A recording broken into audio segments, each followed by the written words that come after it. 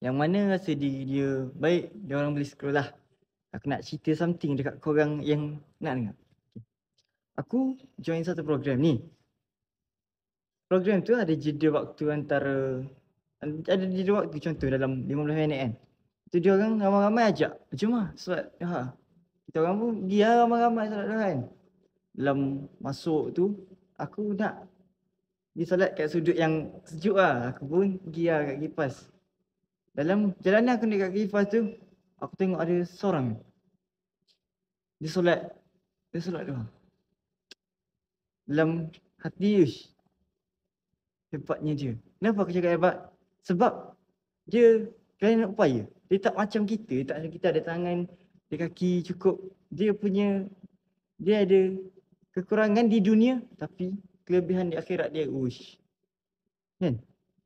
Di kat situ aku rasa macam tersentuh hati lah. Kita yang sempurna ni pun malas nak solat duha. Allah dah buka pintu rezeki. Allah dah bentang pintu rezeki. Kita je malas. Dan kemudian waktu zuhur kan. Habis program tu, solat zuhur berjemaah dekat masjid. Pergi solat sana, dia still ada. Dia still pakai pakaian sama. Dia still pakai seluar yang sama. Dia tak ada kat situ. Wish.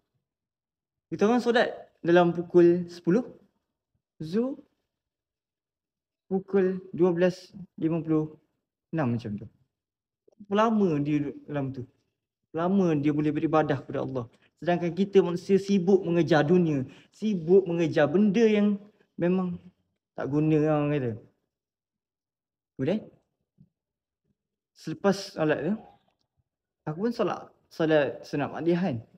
Maqdiyah. Rasa kat tepi aku tengah kat takbir, aku solat. Kan? Ada seorang pakcik, dia datang dekat takbir. Aku macam terkali macam tu. Uish. Tangan dia tak boleh angkat. Tangan dia tak boleh angkat lah. Dia angkat takbir macam ni. Sebelah tak angkat. Dan dia kiam dia angkat tangan dia. Satu letak macam ni.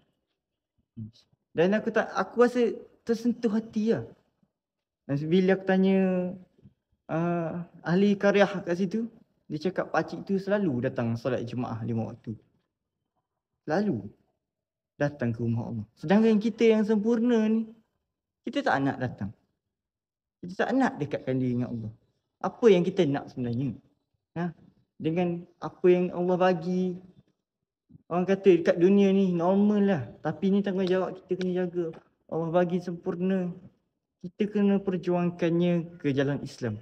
Bukannya kita guna untuk melakukan maksiat. Itulah perkongsian aku. Aku punya cerita macam aku rasa terkedu lah. Okay, bye-bye.